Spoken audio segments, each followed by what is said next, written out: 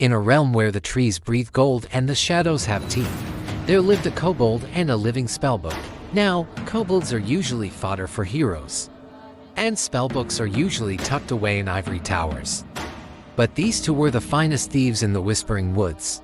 One evening, they were skulking past the Citadel of Glimmer, when the kobold, the taller of the two, pointed a clawed finger at a massive granary of mana crystal. "Look," he hissed. "A tower full of sun grain. Let us feast on the magic." "A logical pursuit," chirped the spellbook, its pages fluttering like wings. They slipped through the ley lines and ate until their spirits glowed. Then the kobold pulled on his enchanted silken boots, which he had removed to avoid triggering the sound-sensitive wards, and they vanished back into the mist. As they crossed a bridge of moonlight, they were blocked by a Manticore, who flicked his scorpion tail and bowed with terrifying grace. "Forgive my intrusion," the beast purred, "but those boots of yours shimmer with a most exquisite light. Tell me, what master artificer crafted them?" "I stitched them myself," the kobold lied, puffing out his chest. "Then stitch a pair for me," the Manticore demanded. "Gladly," said the kobold, "but you must bring me a celestial bison.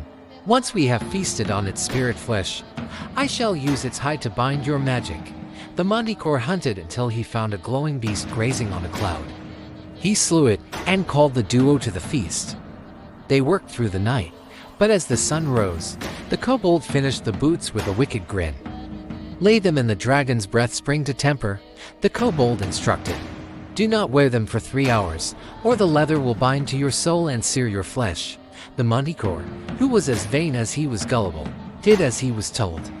3 hours later, he slid his paws into the boots. They looked magnificent, but as soon as he took a step, the leather turned to cursed iron. He let out a roar of agony, trapped in boots that felt like molten lead. Just then, a flock of phoenix chicks flew by. "Help me," the Manticore wailed. "The kobold has tricked me into shoes of fire." The kind chicks flew to the great glacier, bringing back shards of everfrost in their talons. They dropped the ice onto the boots until the metal cracked and fell away, freeing the Manticore. "I shall have his head," the Manticore screamed, launching into the sky. But the kobold was a master of illusion magic. He walked in circles, cast mirror image a dozen times, and scrambled his scent with cloud-cool dust. Eventually, the Manticore spotted him near a ravine, but the kobold dove into a gnome hole too small for a beast of prey. Snarling, the Manticore landed near an ancient druid sitting on a stump. "Grandfather, how do I catch a shadow?" he asked. "Invite all the kobolds to a sacrifice of silver," the druid replied. "Watch them. A true guest looks at the silver, a guilty thief looks at the exits." The Manticore hosted the feast. The wicked kobold arrived, hidden among 100 of his kin. They all sat on thrones of ancient oak, eyes fixed on the silver. But our kobold couldn't help but glance at the sky, fearing the Manticore's dive. The Manticore saw him and lunged, catching the kobold by his scaly tail. With a scream, the kobold pulled a dagger of void glass, sliced off his own tail, and vanished into the underbrush while his brothers scattered in terror. "What now?" the Manticore groaned. "He will go to the enchanted orchard to heal," the druid said. "Look for the one without a tail." The kobold knew this.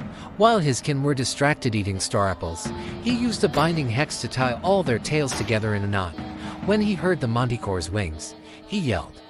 "The orchard guardian awakens!" The kobolds bolted, leaving a pile of severed tails behind.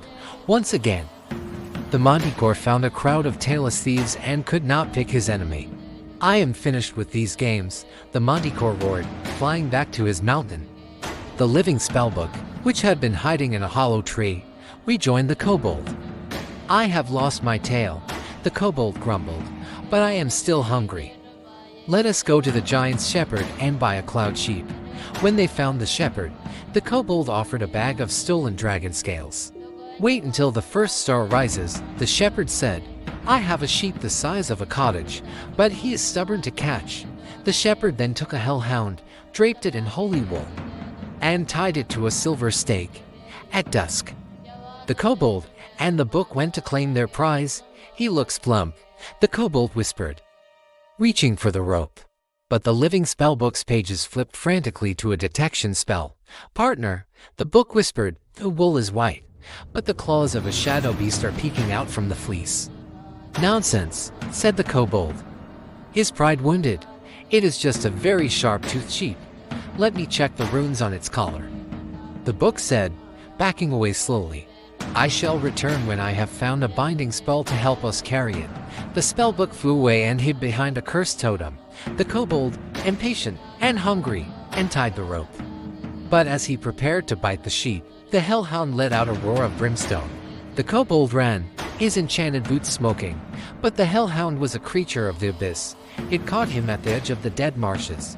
There was a brief flash of fire, and then silence.